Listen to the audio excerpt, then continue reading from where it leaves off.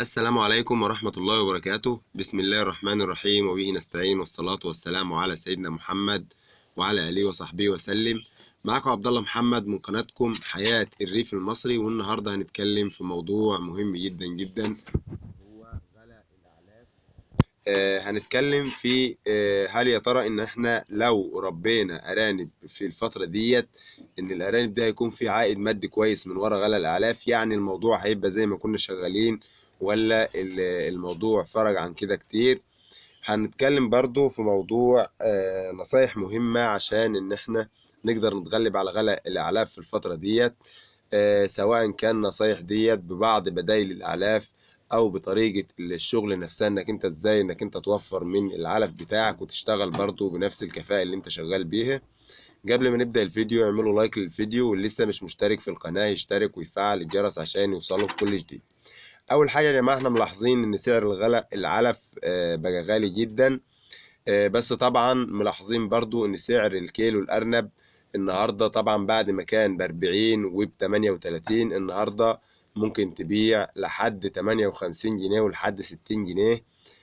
طبعا الفرارجي او التاجر بيبيع ب65، يبقى انت المفروض تبيع ب60 مش اقل من كده. طبعا يا جماعة سعر 60 جنيه للعلف كويس جدا. بس طبعا الموضوع مش ان سعر 60 جنيه كويس وخلاص، ما هو سعر العلف رفع برضه. فلازم ان احنا مع الشغل بتاعنا يا جماعة، مع سعر العلف ان هو رفع، يبقى تكلفة الارنب رفعت، يبقى اي غلط في المشروع هيكلفك خسائر اكتر من اللي كان بيكلفها. يعني الاول مثلا كان ممكن ارنبة وعيالها بياكلوا شكارة علف، شكارة العلف مثلا ب 250 جنيه ولا حاجة، أو ب 300 جنيه، وممكن يموت منهم أرنبين ولا ثلاثة. تيجي تحسب العملية في الآخر تلاقي نفسك ما خسرتش حاجة، تلاقي نفسك بعت الأرنبين الثلاثة اللي فاضلين بتمن العلف، والأرانب اللي ماتوا ربنا يعوض، وما خسرتش ولا كسبت. طبعا النهارده يا جماعة شكارة العلف ب 500 جنيه أو ب 500 وشوية. فطبعا أي غلطة في الشغل بتاع الأرانب أو في نظام الشغل بتاعك هيكلفك كتير. فاحنا بننصح يا جماعه الناس اللي هي شغاله النهارده وما عندهاش خبره كويسه والموضوع مش مظبوط معاها. يعني اي واحد ما بيعرفش يطلع انتاج كويس اليومين دول، يبقى طبعا لازم ان هو يصفي، او لازم ان هو يوقف المشروع شويه لحد ما يبدا ان هو يعالج الخطأ اللي عنده، او يشوف ايه المشكله اللي عنده بالظبط، يشوف حد عنده خبره او حد كويس او حد فاهم يقدر ان هو يتواصل معاه ويشوف ايه المشكله اللي عنده بالظبط ويقدر يحلها. لان طبعا اي حبايه علف النهارده بتروح في مكان ما بتطلعش انتاج، هيبقى فيها خساره كبيره. لان طبعا كيلو العلف كده بقى باكتر من 10 جنيه. يعني احنا بنقول الارنب، كل ارنب صغير بياخد 4 كيلو علف. على ما يكبر يبقى مثلا هو الارنب هياخد 4 كيلو علف ب 40 جنيه، والارنب نفسه مثلا هيبقى 2 كيلو، هيبقى ب 100 جنيه، يبقى فيه 40 جنيه من كل ارنب. هيتقسموا طبعا، هتنزل منهم لسه علف الام، وهتنزل منهم ادويه وعلف الاب اللي هو الذكر. طبعا لو ما فيش ارنب تبيعه وتاخد منه ده كله، يبقى طبعا العمليه مش هتكون كويسه. ده بالنسبه لغلا الاعلاف يا جماعه، والطرق اللي احنا نتغلب على غلا الاعلاف بيها. لازم يا جماعه طريقه التربيه زي ما قلنا تبقى اللي يربي ارانب بيبقى فاهم، يبقى متابع كويس الناس اللي هي شغالة في الأرانب، ويبقى عنده خبرة كويس. عشان طبعا لو الإنتاج عنده مش بنسبة 100%، مش هنقول 100%، يعني لو عنده 100 أم أقل حاجة يكون منهم 90 أم شغالين، و10 مثلا مريحين، 10 في واحدة مثلا عندها مشكلة بيعالجها بتاع. إنما مش أكتر من كده، مش يبقى 30 أم راكنين أو 35 أم راكنين، كده هيبدأ إن هو يخسر. فنصيحتي طبعا انت عندك 10 ام، 15 ام، 20 ام، اي ام مش شغاله، بدل ما تاكل علف وواخده مكان وواخده خدمه، ان انت تتخلص منها على طول. لو انت مثلا عندك 10 امهات، منهم 3 أو 4 مش شغالين أو مش شغالين كويس، لو اتخلصت من الأربعة دولت واشتغلت ب6 أرانب بس، صدقني هتلاقي نفسك في الآخر بتكسب كويس أكتر من ال10 أرانب اللي فيهم 4 مش شغالين كويس. طبعا بالنسبة ده يا جماعة لطريقة التربية أو طريقة الشغل. وقلنا بالنسبة لسعر العلف إن إحنا طبعا سعر العلف زاد وسعر الأرنب زاد، فطبعا الزيادة بقت قد بعضها. بس طبعا الخساره هتبقى اكبر. يعني انت لو ما طلعتش انتاج كويس، بدل ما كان الارنب بيتكلف عليك 30 40 جنيه وبتبيعه، او 50 او 60 جنيه وبتبيعه مثلا ب 70 80 جنيه، هتلاقي الارنب اتكلف عليك التكلفه ديت وما لقيتش ارنب تبيعه، لان الارنب مات، او الارنب حصلت جات له كوكسيديا، جاله اسهال، جاله انتفاخ. فطبعا هتبيع الارنب مش هتلاقي الارنب.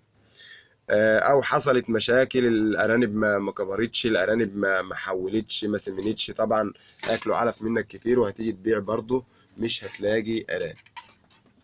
تاني حاجة يا جماعة، بدايل الأعلاف. الناس اللي هي بتقول بدايل أعلاف واخلط كذا واعمل كذا، الكلام ده كله في الفاضي ومش هيجيب نتيجة. لأن صدقني أي حاجة غير العلف المكبوس كويس مش هتجيب نتيجة مع الأرانب، لأن دي نسب كلها. لازم الأرانب إن أنت تاكل النسبة دي مع بعضها عشان تقدر ان هي تطلع لك انتاج، وتقدر ان هي تتن منتجة عندك. مش هقول لك الارانب هتموت، لا مش هتموت.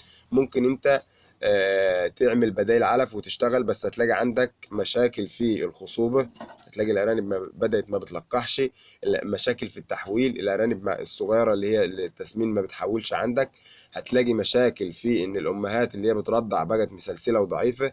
كل الكلام ده يا جماعة هتبدأ ان انت عبارة عن أرانب بتاكل عندك وما عادش إنتاج خالص، ولا عاد تحويل، ولا عاد خصوبة، ولا عاد أي حاجة عندك في المزرعة خالص. فطبعا لازم إن هو مفيش غنى عن العلف المكبوس بتاع الأرانب. بس طبعا ممكن إن أنت تستخدم مع الأمهات اللي هي عندك كبيرة حاجات بدايل للأعلاف، بس هتكون زيادات. مش هنقول إن إحنا هنقطع العلف. يعني ممكن في فصل الربيع اللي إحنا فيه ده، البرسيم طبعا يا جماعه، فصل الشتاء عفوا، البرسيم طبعا بيبقى طالع. الناس اللي ممكن ان هي توصل او يكون عندها برسيم، ممكن ان هي تستخدم بعض البرسيم للامهات الكبيره اللي لسه الخلفه عندها ما كلتش، في الفتره اللي هي بتبقى الفتره بتاعه الفطام، اللي انت فطمت الارانب بتاعتها. بيفضل عندها بتفضل 5 ايام مثلا قبل ما تولد، بتوكلها في ال5 ايام دولت شويه برسيم جنب العلف. وطبعا بعد ما تولد برضو لمده ما 17 يوم او 18 يوم، لحد ما الارانب اللي عندها يبداوا ان هم ياكلوا، بتمنع البرسيم طبعا عشان ما يعملهمش اي مشاكل. يعني عندك 5 ايام قبل الولادة و17 يوم بعد الولادة، يبقى حوالي 22 يوم. هتبدأ إن أنت توكل الأرنبة فيهم برسيم. ممكن تحط لها نص العلفة بتاعتها أو تلتين العلفة بتاعتها علف، وتكمل ببعض البرسيم عندك، مفيش أي مشكلة. ده بالنسبة للحاجات اللي أنت ممكن توفرها من العلف أو بدائل العلف. آخر حاجة يا جماعة معانا، انك انت لما تبيع الارانب ما تستهونش باي جنيه في ثمن الكيلو. ما تستهونش انك انت تقول مثلا الكيلو ماشي مثلا على 58 او على 55، تروح انت بايع ب 50 بس، او ب 53. لان الحاجات دي كلها في الاخر بتلم لما يبقى عندك 20 كيلو او 30 كيلو او 40 كيلو او 50 كيلو رايح تبيعهم، لما تسيب في كل كيلو 2 جنيه او 3 جنيه، تمن نص شكارة علف، او تمن جزاز الدواء، او تمن اي حاجة انت بتجيبها. فطبعا لازم ان انت برضو تراعي الحاجات دي كويس. بكده بنكون وصلنا لنهاية الفيديو. لو الفيديو عجبك اعمل لايك للفيديو واشترك في القناة لو انت لسه مش مشترك، وفعل الجرس عشان يوصلك كل جديد. والسلام عليكم ورحمة الله وبركاته.